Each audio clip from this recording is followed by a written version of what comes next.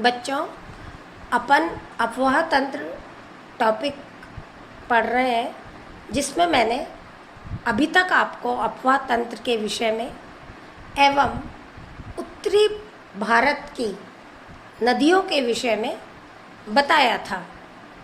आज अपन दक्षिण भारत की नदियों के विषय में पढ़ेंगे। दक्षिण भारत में अनेक छोटी एवं बड़ी दोनों ही प्रकार की नदियाँ पाई जाती हैं, जो अधिकांशतः बंगाल की खाड़ी में प्रवाहित होती हैं।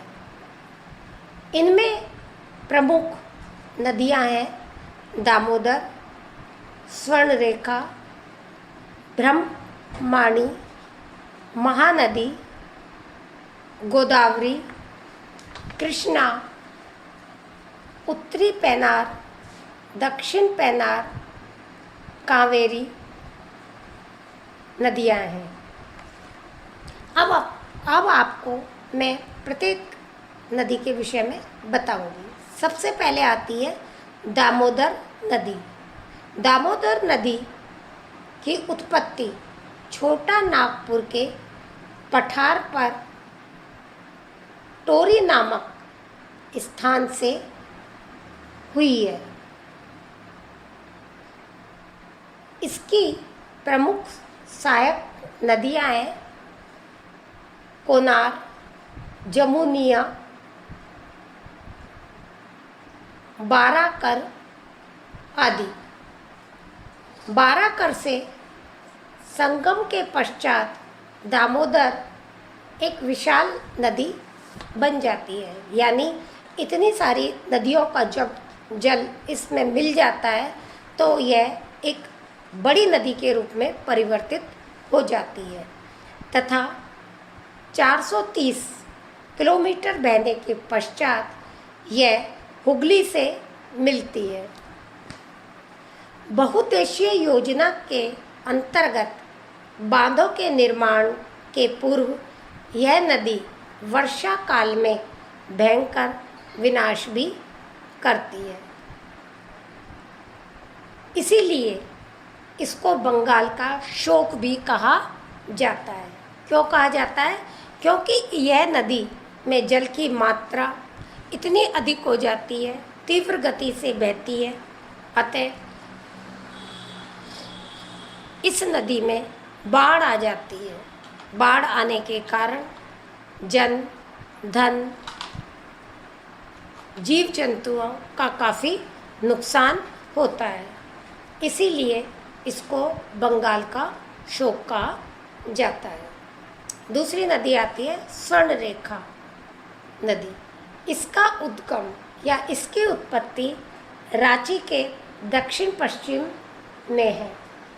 यह पूरब की ओर सिंहभूमि, मयूरभंज, मिदनापुर जिलों में लगभग 490 किलोमीटर की लंबाई में प्रवाहित होती है और काफ़ी मात्रा में जल प्रदान करती है। तीसरी आती है ब्रह्मणी नदी। इसका विकास कोइल व साख नदियों के संगम पर होता है। इस नदी की कुल लंबाई 418 किलोमीटर है। चौथी आती है महानदी। मध्य प्रदेश के रायपुर जिले में सिहावा के निकट निकलती है। यह आरंभ में दक्षिण पश्चिमी शिवनाथ से मिलकर पूर्व तथा अंत में दक्षिण पूर्व दिशा में प्रवाहित होती है। इसकी लंबाई 885 किलोमीटर तथा अपवाह क्षेत्र 1.32 लाख वर्ग किलोमीटर है। यह नदी मध्य प्रदेश, आंध्र प्रदेश का जल लेकर उड़ीसा में उव्र डेल्टा बनाती है। अगली आती है गोदावरी नदी दक्षिण भारत की सबसे बड़ी तथा सबसे पवित्र नदी है। यह महाराष्ट्र में नासिक जिले में पश्चिमी घाट के त्र्यंबक स्थान से निकलती है। कृष्णा नदी महाबलेश्वर के निकट पश्चिमी घाट से निकलती है। उत्तरी पठारी भाग को पार कर यह शोलापुर व रायचूर के दोआब में पहुंचती है। इसकी प्रमुख सहायक तुंगभद्रा है, जो शिमोगा जिले में तुंगा व भद्रा की शाखाओं के संगम से निर्मित होती है। उत्तरी पेनार नदी कर्नाटक में नंदीदुर्ग पहाड़ी से निकलकर पूर्व की ओर 570 किलोमीटर की लंबाई में बहती है।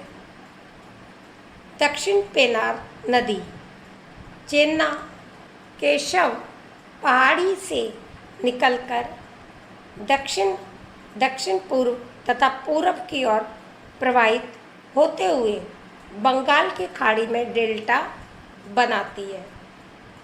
यह नदी सिंचाई के लिए बहुत महत्व रखती है। कावेरी नदी कुर्ग जिले में काफ़ी ऊंचाई से निकलती है।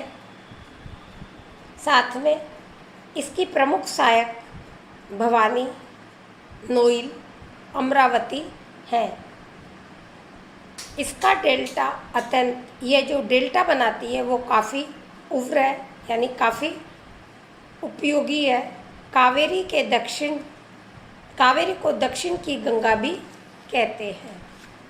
अब आता है आपका अरब सागर में गिरने वाली दक्षिण नदियाँ निम्नलिखित है, या अनेक नदियाँ हैं जो कि इसके अतिरिक्त जो दक्षिण भारत में अरब सागर में गिरती हैं। सबसे पहले आती है आपकी लूनी नदी, अरावली श्रेणी में अजमेर के दक्षिण पश्चिम से निकलती है। यह नदी अरावली के समांतर में अर्धमरुस्थलीय प्रदेशों में बहती हुई कच्छ की खाड़ी में गिरती है। दूसरी आती है साबरमती। इसका उद्गम मेवाड़ की पहाड़ियों से हुआ है, या मेवाड़ की पहाड़ियों से है। यह नदी खंबात की खाड़ी में गिरती है। माही विंध्याचल के पश्चिम भाग में मेयद झील से निकलती है। यह भी खंबात की खाड़ी में गिरती है।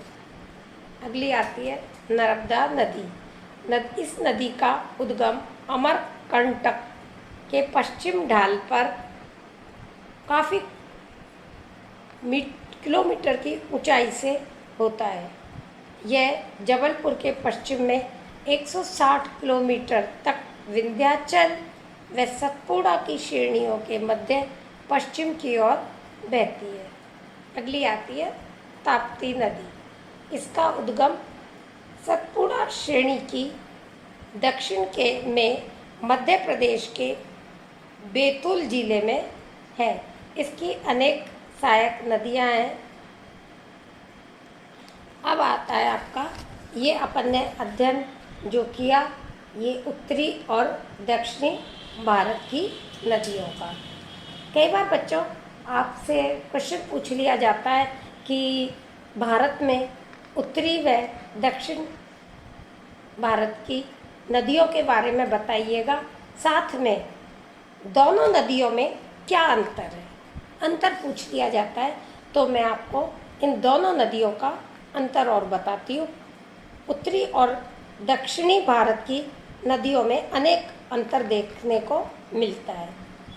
नंबर 1, उत्तरी भारत की अधिकांश नदियों का उद्गम हिमालय के हिम से ढके हुए प्रदेश अथवा हिम नदों में स्थित है, अतएव उन्हें वर्ष भर जल की प्राप्ति होती है, क्योंकि बर्फ से ढके हुए प्रदेश है और उनका जो बर्फ है पिघलता रहता है और वो पानी के रूप में नदियों को मिलता रहता है।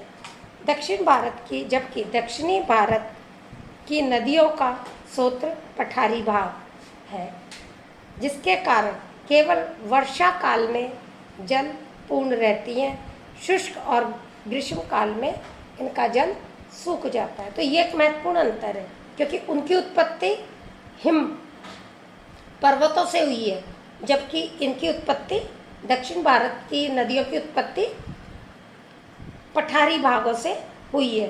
तो उत्तरी भारत की नदियाँ चूँकि बर्फ़ से उनकी उत्पत्ति हुई, तो उनको पानी पिघलने से उनको जल मिलता रहता है, और इनको पठारी भागों में केवल वर्षा ऋतु में ही जल की प्राप्ति होती है। लेकिन जब ग्रीष्म ऋतु होती है, शीत ऋतु होती है, तो जल की प्राप्ति इनको नहीं होती है, तो ये सूख जाती है। वो सदाबाई हैं, ये एक तरह मौसमवाई हैं।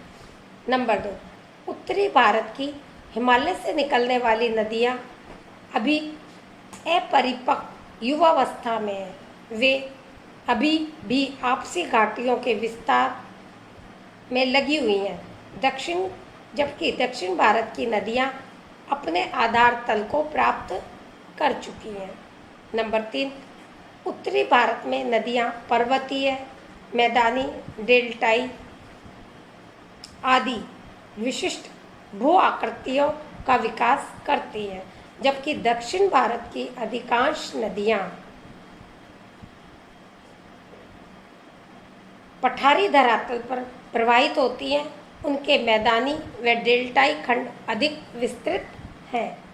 नंबर 4, उत्तरी भारत की नदियाँ वर्ष भर जल से पूर्ण रहती है, यानी उनमें वर्ष भर जल रहता है, अतः वे अपने विस्तृत मैदान खंड में सिंचाई व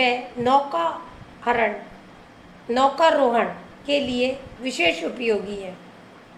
सिंचाई इन नदियों से होती है तो कृषि अच्छी होती है। दक्षिण भारत की नदियाँ केवल डेल्टाई भागों में सीमित रूप में सिंचाई के लिए उपयोगी है। नंबर 5, उत्तरी भारत की नदियाँ के प्रवाह क्षेत्र स्थित कोमल व तलछटी शैलों में बाढ़ के समय अधिकांश जल अवशोषित कर पाती हैं, किंतु दक्षिण भारत की नदियों में प्रवाह क्षेत्र कठोर शैलों से निर्मित होने के कारण वर्षा काल में बाढ़ के जल को अवशोषित नहीं कर पाती। इसी कारण उत्तरी भारत की नदियों के किनारे अनेक बड़े नगरों में स्थापित हुए, किंतु दक्षिण भारत की नदियों ने बड़े नगरों के विकास में विशेष योग नहीं दिया। अगला अंतर है, उत्तरी भारत की नदियाँ केवल पर्वतीय खंडों में प्रपाती एवं द्रुतगामी है। मैदानी खंड में उनके मार्ग में बहुत मंद ढाल पाए जाते हैं, अतः जल विद्युत उत्पादन के लिए उनका अधिक महत्व नहीं है। इसके विपरीत प्रायद्वीप की अधिकांश नदियाँ प्रपाती होने के कारण जल विद्युत के विकास के लिए महत्वपूर्ण है।